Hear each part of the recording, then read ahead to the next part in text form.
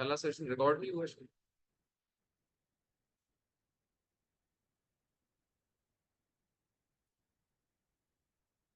पहले आप note share कर लीजिएगा अपने आप, क्योंकि पहला सेशन रिकॉर्ड नहीं हुआ शायद।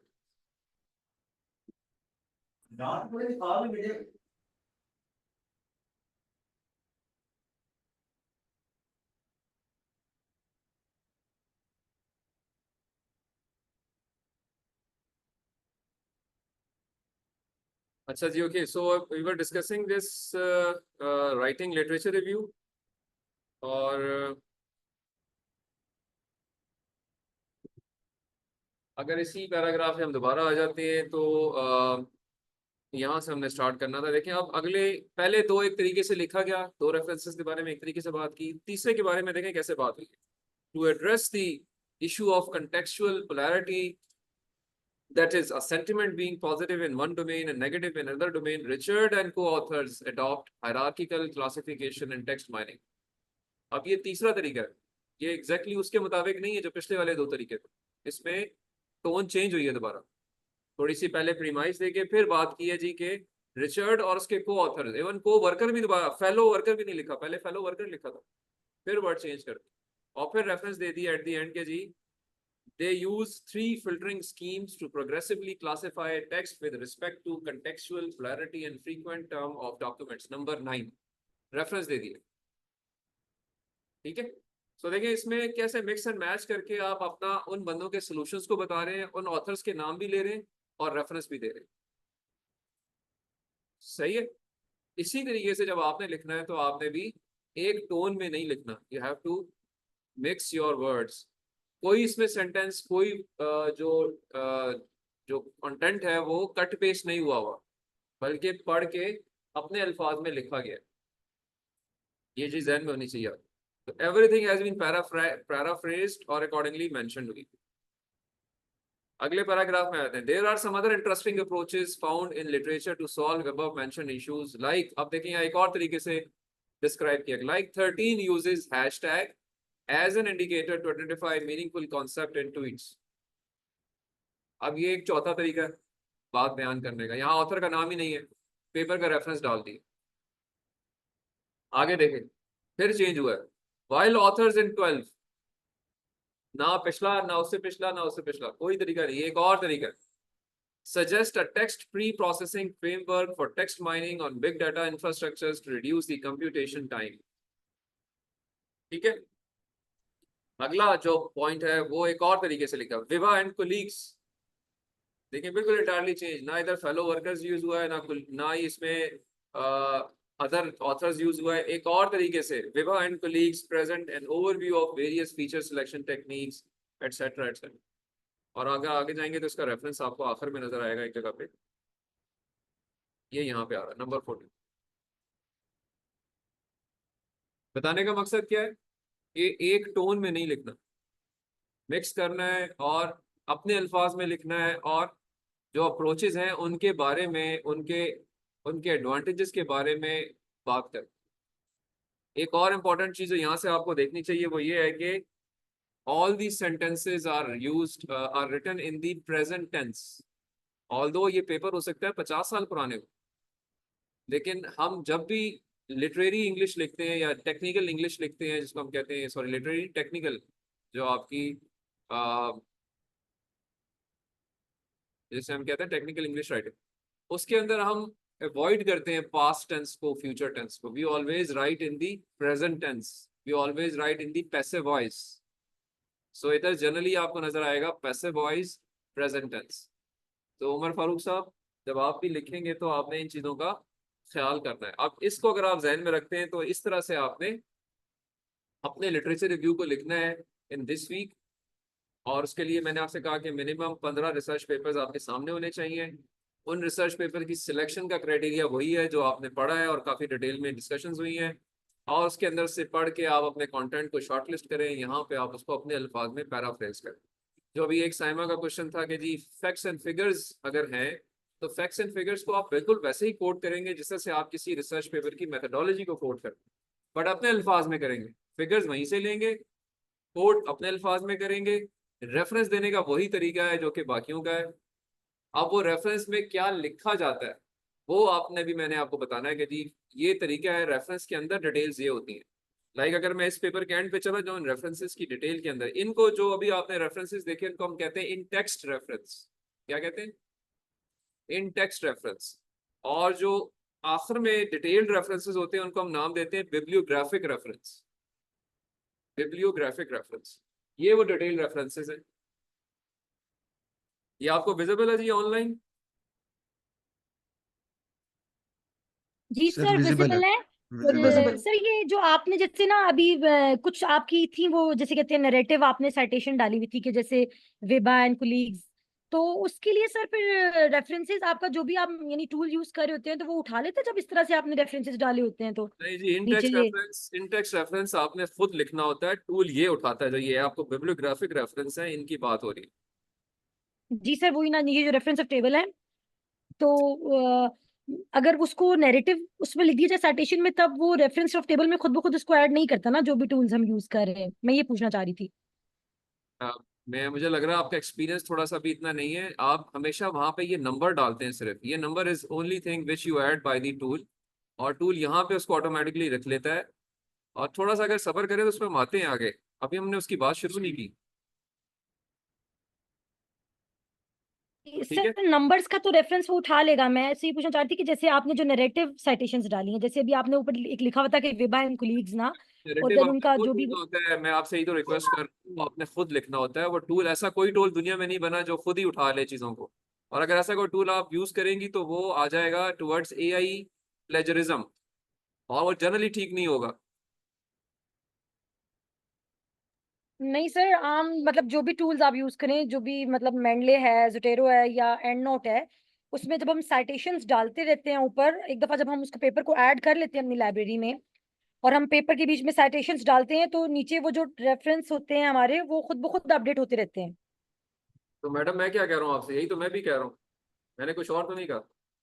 नहीं मैं ये कह सर, रहा मैं हूँ ये कह कि रही हूँ ये लेकिन जब रेफरेंस, हम थोड़ा सा सब्र कर लें नरे मैडम, बहुत तेज चल रही हैं और अच्छा। वो बातें कर रही हैं जो कि अभी रिकॉर्ड नहीं है, प्लस ये कि आप गलत बातें कर रही हैं। थोड़ा सा सब्र कर लें। मैं आपसे रिक्वेस्ट ये कर रहा हूँ कि ये रेफरेंस जो है वो टूल यहाँ डालता है। अभी इस पे मैं आया नहीं हूँ तो आप वो बातें कर रही हैं, इनकी जरूरत नहीं है इस वक्त। मैंने आपको जो बताया इसमें को ये बताने की कोशिश की है, अगर आप मुझे फॉलो कर रही हैं, कि ये रेफरेंस बिब्लियोग्राफिक रेफरेंस है। ये डिटेल रेफरेंस कैसे आएगा इस पे भी हमने बात नहीं की है। मैंने भी आपको जो पढ़ाया वो ये पढ़ाया है कि जी ये आपके पास यहाँ पे लिटरेचर रिव्यू है। लिटरेचर रिव्यू में जब आप रेफरेंस देते हैं, let me go on to the literature review.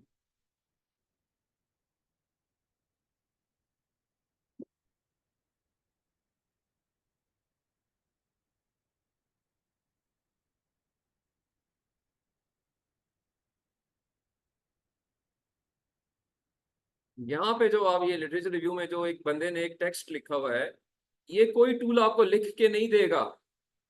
ये जो चीज है ये आपने खुद लिखनी होती है, मैं ये बात कर रहा हूँ अभी आप।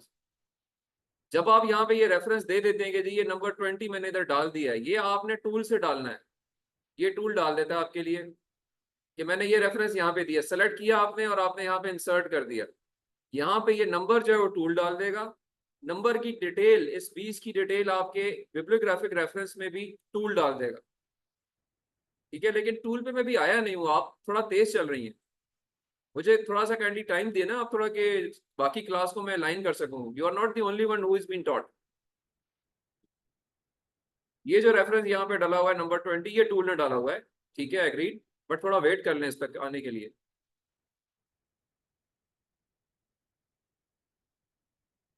आई होप मेरी बात समझ आई है आपको। Yes sir. काइंडली थोड़ा क्लास के साथ चलें, आई रिक्वेस्ट टू यू।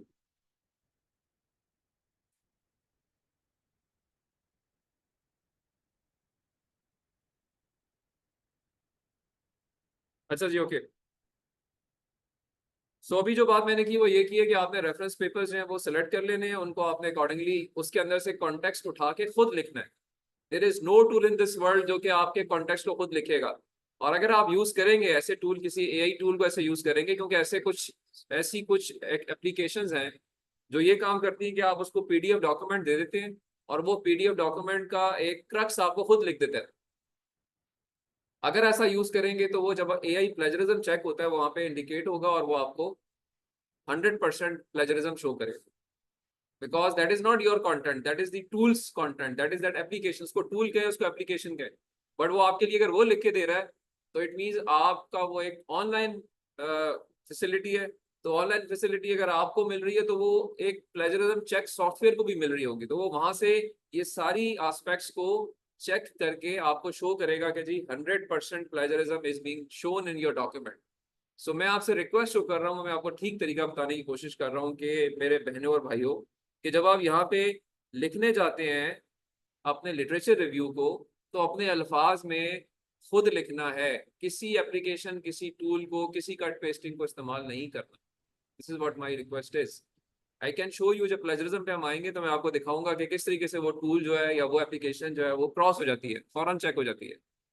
तो I repeat my words here, यहाँ पे जब आप लिखते हैं, जो यहाँ नजर आ रहा है आपको, ये जुमले जो लिखे हुए हैं, ये जुमले खुद लिखने होते हैं, कोई टूल लिख के नहीं देगा आपको। अगर लिख के देगा तो वो गलती हो जाएगी, फायदा कोई नहीं है उसका, चेक हो जाएगा वो।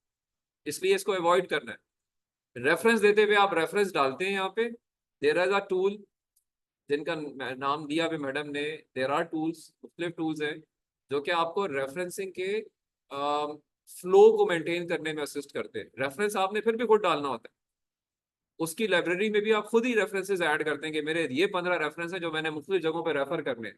आप सिर्फ सेलेक्ट करते हैं जी आप इसको रेफर कर दो, वो रेफर कर देगा। आप इसको कर दो, वो नंबर लिख देगा। आप इसको कर दो, नंबर लिख देगा। सिर्फ नंबरिंग के लिए यूज होता है वो।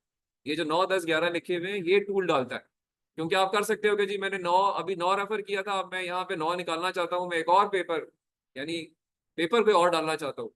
तो सिस्टम को ऑटोमेटिकली नए वाले को 9 कर देना चाहिए, क्योंकि सीक्वेंस में आपके रेफरेंस आ रहे हैं, समझ रहे? लाइक ये 9 के बाद 10 आ रहा है ना, अब ये 9 एक कंप्लीट रेफरेंस है। आप समझते हैं जी 9 को 10 पे आना चाहिए, 10 को 9 पे आना चाहिए, लोकेशन चेंज होनी चाहिए। तो आप क्या करेंगे, सिलेक्ट करेंगे टूल में जाके, वो 9 वाले को कैंसिल कर देंगे जो पुराना 9 था, नए वाले को 9 कर देंगे, तो वो ऑटो पे सारी सीक्वेंसिंग चेंज हो जाएगी। ओनली दिस थिंग और this aspect is facilitated by the tool and this is allowed, nothing else. So tools और ग्रेट। एप्लीकेशंस जो यूज होती हैं वो नंबरिंग के फ्लो को मेंटेन करने के लिए यूज होती हैं।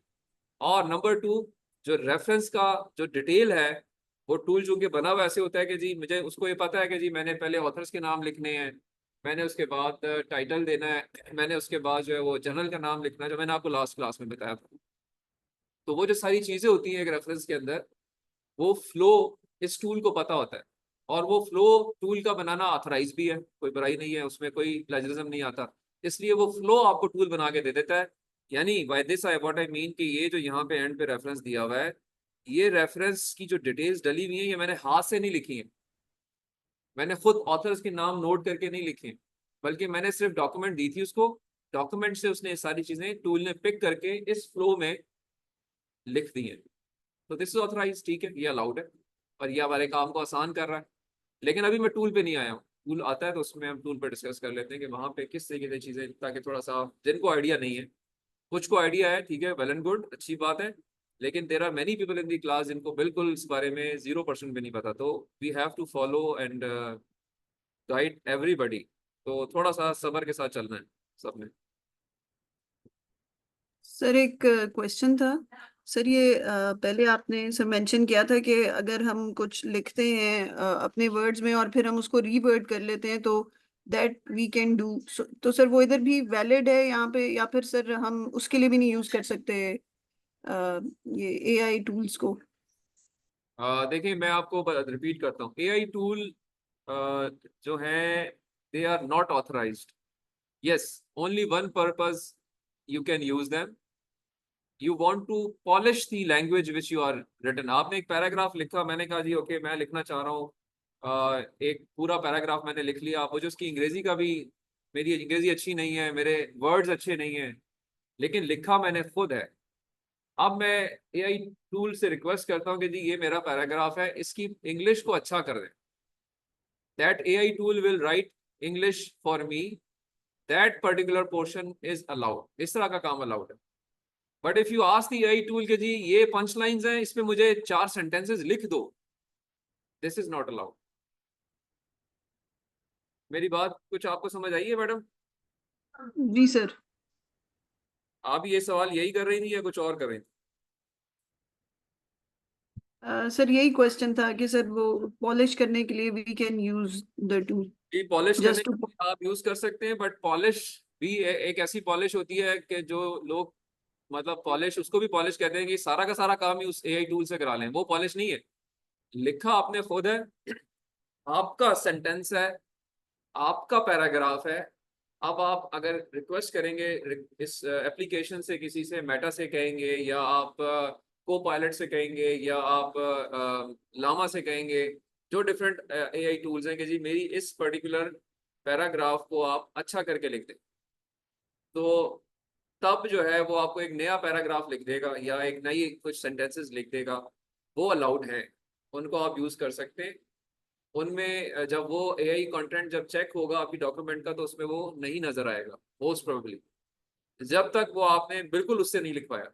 हम अब ये प्लेजरिज्म पे आई नहीं है, थोड़ा सा प्लेजरिज्म पे भी आने दें मुझे, तो वहां पे ये कॉन्सेप्ट्स आपके फर्दर क्लियर होंगे कि प्लेजरिज्म सॉफ्टवेयर चेक कैसे करता है और हमने वहां लिखना क्या है। तो काइंडली अगर अभी सिर्फ फोकस करें जो बताया जा रहा है, अगर उसमें कोई क्वेश्चन है तो मेरा ख्याल में ज़्यादा बेहतर है। इसके अलावा अगर कोई दिमाग में सवाल आ रहा है तो या तो क्लास के बाद पूछा करें, तो या जो है वो थोड़ा वेट कर ले, वो आगे कहीं ना कहीं कवर होगा जब वो कंटेंट आएगा। ठीक है, तो प्लेजरिज्म पे अभी हमने बात नहीं की है। Plagiarism is always the title और topic of the last lecture, वहां पे उस पर डिटेल में बात होगी। अगर कोई क्वेरी होगी तो वहां पे वो आंसर हो जाएगा। ठीक है, आप कुछ पूछ रहे राइट सर। हो?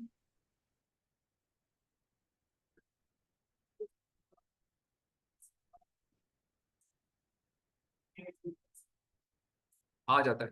मैं वही कह रहा हूँ ना, वो पॉलिश का लेवल क्या है उस पर डिपेंड करेगा। अ, अब वो जो आप जिसको कह रहे हैं ना आ जाता है, वो उसने आई एम श्योर ये फजी टर्म है ना, कि अब उसने किस तरह पॉलिश करवाया। मेरा पॉलिश कराना और आपका पॉलिश कराने में फर्क है। मेरा नहीं आएगा, आपका आ जाएगा। ठीक है, तो अब ये विद एक्सपीरियंस पे चीजें क्लियर होती हैं या अच्छी होती हैं कि मैंने किस तरीके से, किस लेवल, किस हद तक जाके उस टूल को यूज करना। ठीक है, तो this is for that. Okay, ji. So this is as far as the literature review content is concerned. I have completely covered the literature review writing and uh, its content. अभी आपको जो tasking है next week की वो ये है कि you all have to write the literature review section, जिसमें आपने 15 एक रेफरेंसेस को इस तरीके पे जो मैंने आपसे कहे डिस्कस करना है। अब हम आ जाते हैं रेफरेंसिंग स्टैंडर्ड पे और एनी प्रोस्पेक्ट टूल्स जिनको आप यूज कर सकते हैं टू गिव रेफरेंसेस। ठीक है, जिसके बारे में साइमा बात कर रही थी, मैं अब उनके ऊपर बात करता हूँ।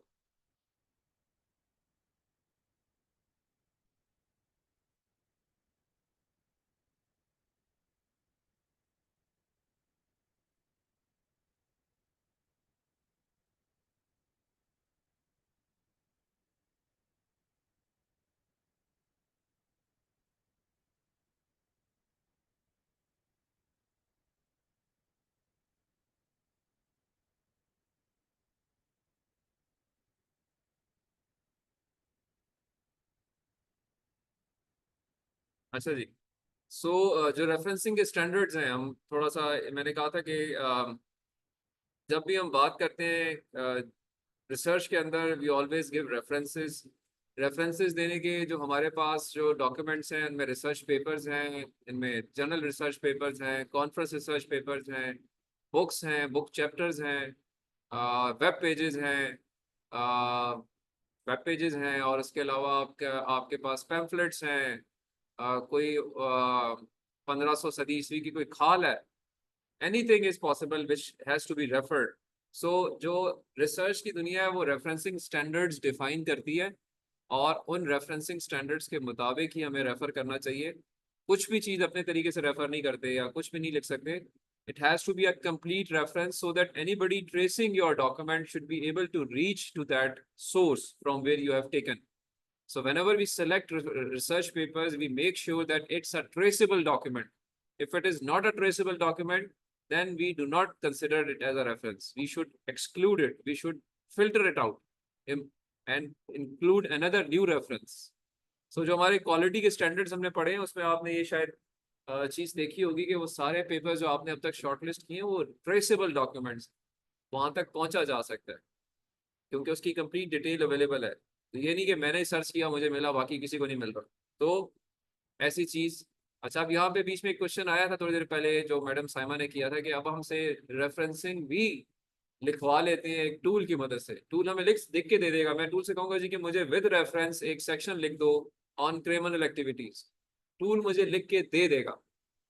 बट उसके अंदर जितने रेफरेंस होंगे वो सारे के सारे फेक रेफरेंसेस होंगे, वो सारे रेफरेंस नॉन ट्रेसेबल होंगे, वो रेफरेंस जो दिया जाएगा पूरा रेफरेंस भी नहीं दिया जाएगा। तो टूल्स की लिमिटेशंस हैं, टूल्स के ऊपर इंटेलिजेंटली खुद सोच समझ के काम करना। ये नहीं कि जी जो टूल ने कह दिया उस पर मैं ईमान ले होंगे ठीक हो गया, नहीं। Not a single tool is 100% perfect. Human being is there to use it with his own her own brain, ये ठीक भी कर रहा है कि नहीं कर रहा। हाँ, अगर वो ठीक कर रहा है, आपकी डबल चेक के बाद आपको लगता है किसने ठीक किया है, देन ओके फाइन। उसमें लेकिन हर्ज क्या होगा कि अगर आपने टूल को 100% यूज कर लिया है, प्लेजराइज कंटेंट शो हो जाएगा। ठीक भी है तो प्लेजराइज हो जाएगा, क्योंकि वो आपने नहीं किया, वो उसने किया। ठीक है, अव्वल तो करेगा ठीक नहीं, गलत करेगा, ट्रेसेबल ही नहीं होगा। और अगर वो कर भी देगा तो एआई प्लेजरिज्म में आ जाएगा। तो इसलिए दोनों चीजों को मद्देनजर रखते हुए इस्तेमाल करना है हमने किसी भी टूल का। अच्छा जी, रेफरेंस देने के लिए हम क्यों रेफर करते हैं? We refer because of number of things, क्योंकि हम ये सारे काम करना चाह रहे होते हैं। ठीक है, और इनमें अगर आप पढ़े तो आपको नजर आएगा कि जी हम रेफर क्यों करते हैं कि हम एक रेंज ऑफ आइडियाज देना चाह रहे होते हैं, हम बताना चाह रहे होते हैं कि दुनिया में इस पे काम हो रहा है, हम उन कामों की एक्नॉलेजमेंट के बारे में बात करते हैं, हम उनकी सोर्सेस को आइडेंटिफाई कर देते हैं कि जी ये वैलिड रेफरेंसेस हैं, इनको आप जाके खुद भी पढ़ सकते हैं। और ये प्लेजरिज्म को अवॉइड करता है, क्योंकि आप किसी के काम को अपने तरीके से बयान करने के बाद स्टिल रेफर करते हैं कि ये मेरा काम नहीं है, किसी और का काम। क्योंकि अगर आपने रेफरेंस नहीं दिया और किसी और के काम को बयान कर दिया, लिख दिया, रेफरेंस नहीं दिया, तो ये प्लेजरिज्म है, क्योंकि उससे पढ़ने वाले को ये फीलर आएगा कि ये इसने लिखा है तो इसी का काम होगा, क्योंकि आपने रेफरेंस तो दिया नहीं। इसलिए प्लेजरिज्म का एक सबसे इंपॉर्टेंट पॉइंट क्या होता है कि चाहे आपने पैराफ्रेज भी किया है किसी के काम को, ठीक है, अजमल साहब का काम था, आपने इनके काम को एग्जैक्ट कट पेस्ट नहीं किया, अपने अल्फाज में ही लिखा है, लेकिन अगर रेफरेंस नहीं दिया तो प्लेजरिज्म। बेशक किसी और का काम किसी और तरीके से बताया जाए, उस तरीके से ना बताया जाए जिस तरीके से उस बंदे ने खुद लिखा था, लेकिन काम तो उसी का ही है ना, रेफरेंस देना जरूरी है। ठीक है उमर फारूक साहब, नींद तो नहीं आ रही आपको? सो इसलिए रेफरेंसेस देना इंपॉर्टेंट होता है। अब रेफरेंस देने के लिए जो दूसरी इंपॉर्टेंट चीज है जिसकी हमने बात की थी वो ये थी कि जी रेफरेंसेस जो है वो आ, दो किस्म के होते हैं। एक को हम इन टेक्स्ट रेफरेंस कहते हैं, एक को बिब्लियोग्राफिक रेफरेंस देते हैं। जो इन टेक्स्ट रेफरेंस होता है वो आपने रिसर्च पेपर्स में देखा होगा कि इंट्रोडक्शन सेक्शन के अंदर, लिटरेचर रिव्यू के अंदर, इवन मेथोडोलॉजी के अंदर भी आपको नजर आएगा। अब अगर आप सबके पास अपने अपने बेसलाइन पेपर्स हैं कहीं मोबाइल फोन में या कहीं आपके लैपटॉप में, तो काइंडली उनको खोल लीजिए और उसमें देखें आपके इन टेक्स्ट रेफरेंस का क्या स्टैंडर्ड फॉलो किया उसने, क्या उसमें नंबरिंग दी हुई है या उसमें ऑथर डेट सिस्टम यूज किया हुआ है, जिससे शायद मैडम साइमा कंफ्यूज हो रही है। मैं उसको थोड़ा हाईलाइट करना चाहूंगा यहाँ पे कि there are now two styles of in text references. One is called IEEE style of referencing या numbering system, and second is called author date system. Author date system में रेफरेंस इन टेक्स्ट के अंदर भी author का नाम और साल लिखा जाता है, ठीक है, और टूल आपको ये चीज लिख देता है, क्योंकि टूल ने नंबर देना है या ऑथर डेट दे देनी है, दोनों चीजें उसके लिए पॉसिबल है। तो ये जो मैंने आप सामने लिखा हुआ है, देयर आर टू ब्रॉड या popular referencing styles. One is called author date system, जिसके फर्दर छोटी छोटी वेरिएशंस हैं कुछ, पहले आप देख लें चलें, फिर मैं उसके बाद आप जी ऑनलाइन जो लोग हैं काइंडली आप भी अपने बेसलाइन पेपर को खोल लें। अरसलान, आपको आवाज आ रही है? यस सर, बिल्कुल आ रही है आवाज। बेसलाइन पेपर आपके सामने है? यस सर, मैं खोल रहा हूँ। जी साइमा, आपने बेसलाइन खोल लिया अपना? जी सर, खोला हुआ है। अच्छा, बेसलाइन पेपर अगर आप सब लोगों ने खोल लिया है तो काइंडली इसमें देखें कि लिटरेचर रिव्यू सेक्शन में चले जाएं इसके आप, या इंट्रोडक्शन में बेशक आप रहें और देखें कि जी जो रेफरेंस, पहला रेफरेंस है वो किस तरह दिया हुआ है, क्या नंबर दिया हुआ है या ऑथर डेट लिखी हुई है। रेफरेंस यानी कोई बात की है और उस बात करने के बाद जो आखिर में नंबर दिया हुआ है या नंबर की जगह ब्रैकेट के अंदर ऑथर का नाम और साल लिखा हुआ है। अच्छा, जिनका नंबर है वो कौन कौन से लोग? उमर फारूक साहब नंबर है जी, और बाकी सारे ऑथर डेट वाले? यस सर, मेरा भी जो है वो ऑथर एंड डेट वाला है, ईयर नंबर है वाला। सर।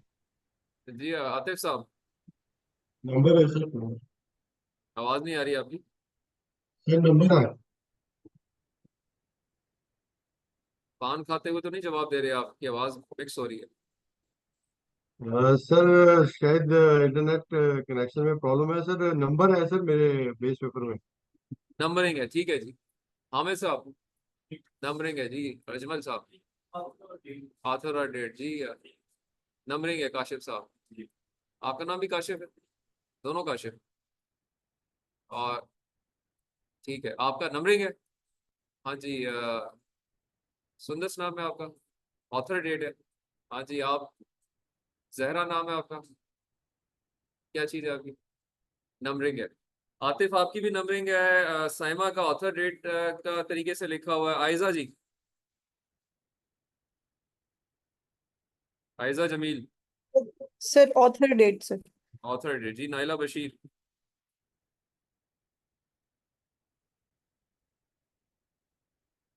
नाइला बशीर, सर दोबारा बताइए।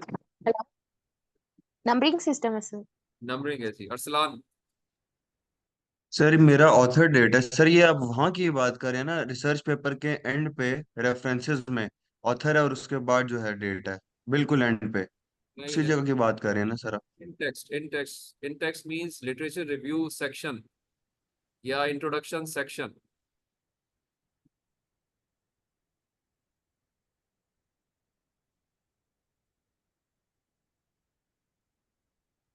सर मेरा ऑथर है और डेट है। ऑथर डेट है, ठीक है।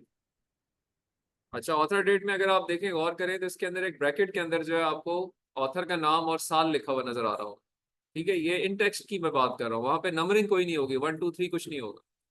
और इस रेफरेंस की डिटेल जो है वो बिब्लियोग्राफिक रेफरेंस में होगी, जहाँ पे आपको सारे ऑथर्स के नाम, टाइटल ऑफ द पेपर। अब आप चले जाएं बिब्लियोग्राफिक, इसी को बिब्लियोग्राफी में जाके देखें, से जो आपने ट्रेस किया नंबर, उस नंबर को देखें कि वो उसकी डिटेल क्या दी हुई है, या अगर आपने ऑथर डेट को ट्रेस किया तो देखें वो कहाँ पे है, जाके देखें उसको बिब्लियोग्राफिक में, देखें कि वो किस सीक्वेंस में वहां पे लिखा गया है। आपको नजर आएगा ऑथर डेट थोड़ा सा आई वुड से ट्रिकी होता है। नंबर तो सीधा नंबर पे चले गए आप। Author date is generally as far as the alphabetical order is concern, आपको अल्फाबेटिकल ऑर्डर में वो वहां पे डिटेल में आखिर में नजर आएगा। अगर तो ऑथर का नाम जी से शुरू होता है तो आपको जी वाली कैटेगरी में नजर आएगा, यानी आखिर में होगा, चाहे रेफरेंस सबसे पहले आया हो इन टेक्स्ट में। मगर अगर उसका नाम जियाउद्दीन है तो वो जियाउद्दीन साहब आपको बिब्लियोग्राफिक में सबसे आखिर में नजर आएंगे। क्या ऐसा? सर रेफरेंसेस वाले सेक्शन में आएगा ना, बिल्कुल एंड पे। यार आप लोग आधी बात सुनते हैं आधी नहीं सुनते हैं, मैं यही रिक्वेस्ट कर रहा हूँ। बिब्लियोग्राफिक रेफरेंस आखिर का रेफरेंस होता है, इन टेक्स्ट जो है वो सेक्शन का रेफरेंस होता है। तो सेक्शन के अंदर जो पेपर रेफर हुआ है उसका डिटेल्ड रेफरेंस बिब्लियोग्राफी में जाके देखें। यस सर, अल्फाबेटिकल है, ठीक है। हाँ,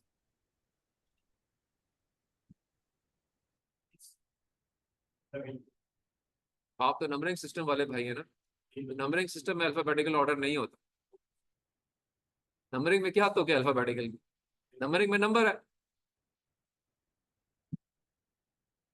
वैसे सोच मुझे, वैसे आपका उस पर मुझे बड़ी वो हो रही है कि कैसे आप पहुंच गए कि जी नंबरिंग को भी आपने अल्फाबेटिकल ऑर्डर से मिला दिया। वो तो ताल्लुक ही उसका सिर्फ ऑथर डेट के साथ, नहीं सबका नहीं हो सकता।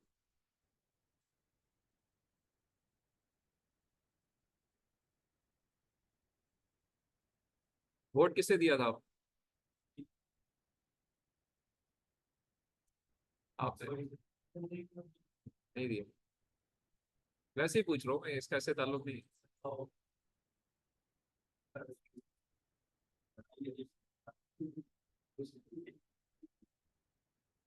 वो सुना हुआ क्लिप, वो जो एक खातून कराची की है कि जी सारे मिलके हमको पागल बना रहे हैं, सुना हुआ है? सुना हुआ है? शी इज द लेडी जिसने बड़ी कंसाइसली हमारे मुल्क की सिचुएशन को पॉइंट किया। This is what all is happening in our country and in the entire world by the way. सारे मिलके हमको पागल बना रहे हैं, बस नथिंग। आप खुद बेहतर हो सकते हैं, किसी और को बेहतर नहीं कर सकते। हमेशा याद रखें, अगर करेक्शन लगानी है अपने ऊपर लगाए, बेहतर करना है अपने आप को करें। टीवी की स्क्रीन को बंद रखें, खबरों के चैनल्स को बंद रखें, जिंदगी सुकून में गुजरे। मैं आपको ठीक नहीं कर सकता, मुझे ठीक नहीं कर सकता, इसलिए आपको मेरे बारे में परेशान होने की जरूरत ही नहीं। आप किसको ठीक कर सकते हैं? अपने आप को, अपने बच्चों को, अपनी फैमिली को, उनको ठीक रखें। That's all. अगर ये कर लेंगे तो आपने अपना मकसद पूरा कर दिया। इस परेशान होना छोड़ दे बाकियों की, उनको ठीक नहीं कर सकते।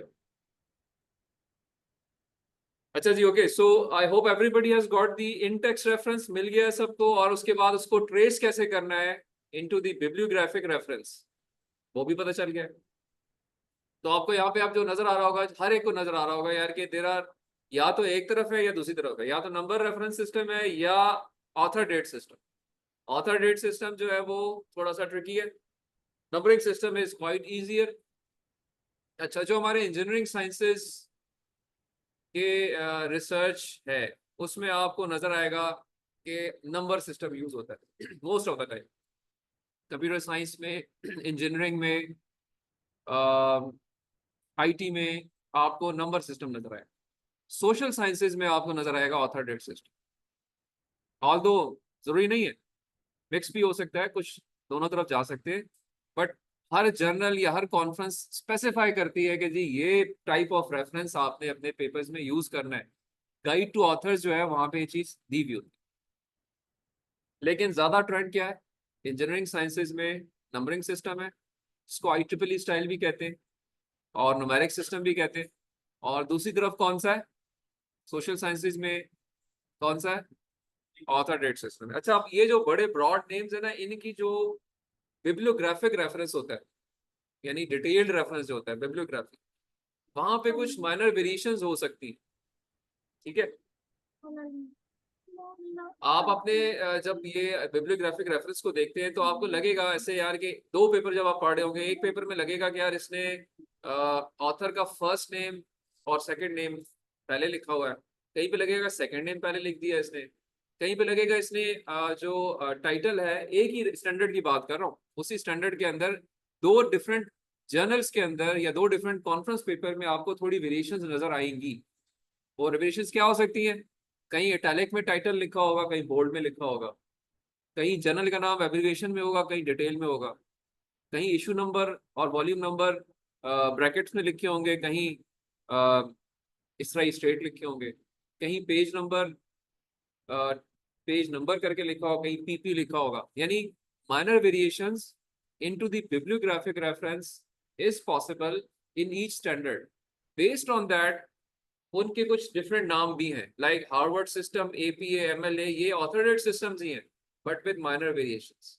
सिमिलरली न्यूमेरिक सिस्टम में शिकागो, ट्रेवियन, वैंकूवर, फुटनोट, ये मुख्तलिफ स्टाइल्स हैं जो कि माइनर वेरिएशंस के साथ हैं। इन टेक्स्ट में नंबर ही होता है, डिटेल रेफरेंस में थोड़ी बहुत वेरिएशंस होती हैं और वो जर्नल ने या कॉन्फ्रेंस ने या बुक ने बताई होती।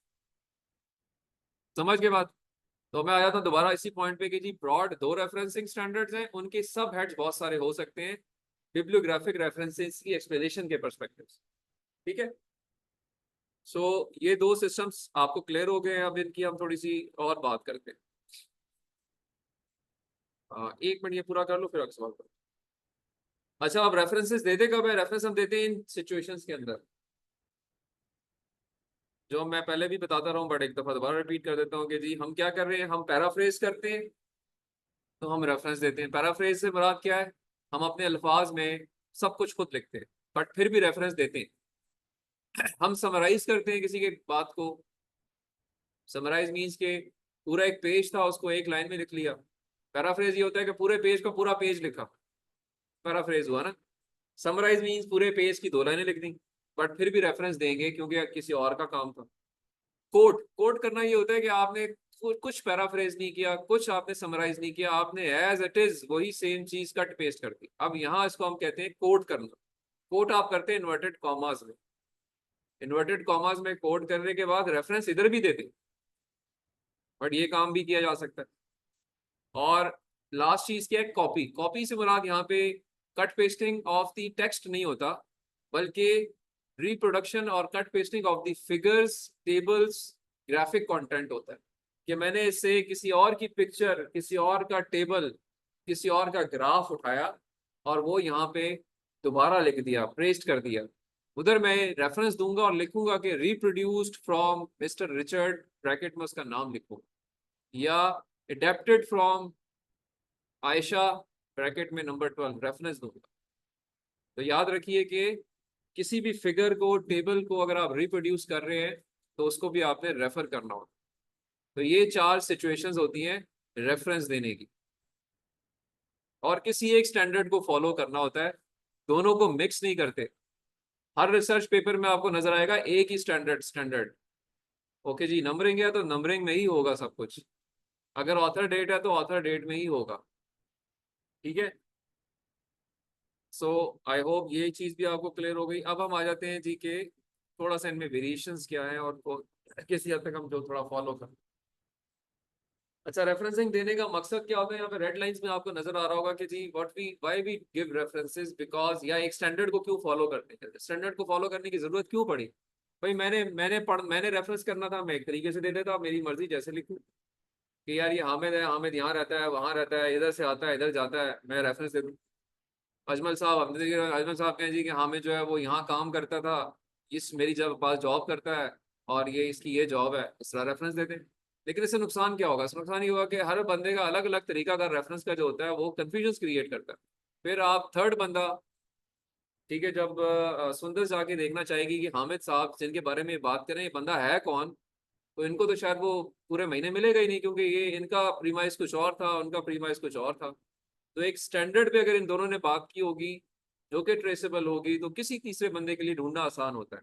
तो इसलिए पूरा रेफरेंस इन स्टैंडर्ड्स में इंश्योर किया जाता है कि मुकम्मल रेफरेंस है, इसको ट्रेस करना आसान है। एक खास सीक्वेंस में टाइप कराया जाता है और पंक्चुएशंस, एम्फेसिस एक स्टैंडर्ड के मुताबिक होती है, ताकि एक तरीकाकार सबके लिए फॉलो किया जाए। तो इस वजह से ये सिस्टम्स फॉलो किए जाते हैं। अच्छा, अब आप रेफरेंस करने के लिए आप बहुत सारी चीज़ों को रेफर कर सकते हैं। आप एक किताब को रेफर कर सकते हैं। किताबें 2 किस्म की होती हैं, ऑथर्ड बुक्स अलग होती हैं, एडिटेड बुक्स अलग होती हैं। क्या फ़र्क होता है ऑथर्ड बुक में और एडिटेड बुक में? साइमा, क्या नाम था, सॉरी, साइमा जी, आप बताइए, what is the difference between authored book and edited book?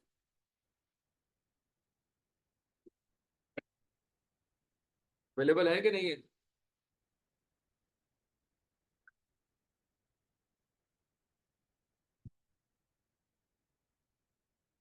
जी आयजा।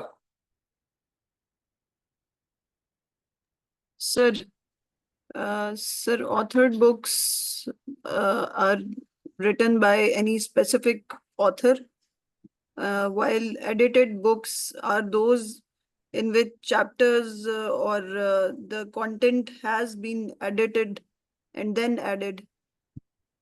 क्या मतलब? Sir, meaning that it has been modified from, like, it's not the original article or the original content written by the author. Instead, it has been edited again. So that's my own understanding of by नहीं, the. ऐसा तो नहीं है। हाँ जी, और class में से कोई? काशिफ रब्बानी साहब, एडिटेड बुक, ऑथर्ड बुक, क्या फर्क है?